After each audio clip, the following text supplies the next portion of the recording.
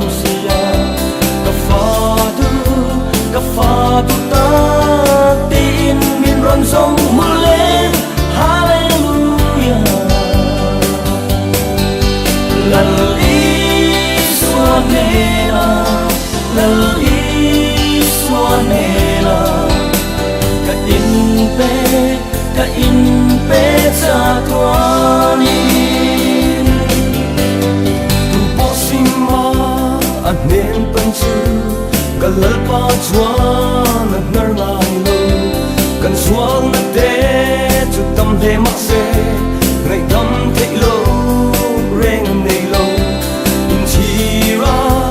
anen pan chuan chatuan mun na chu an la chang an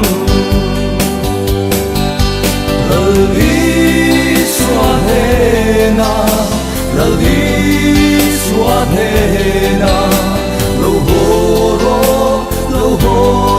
suasimi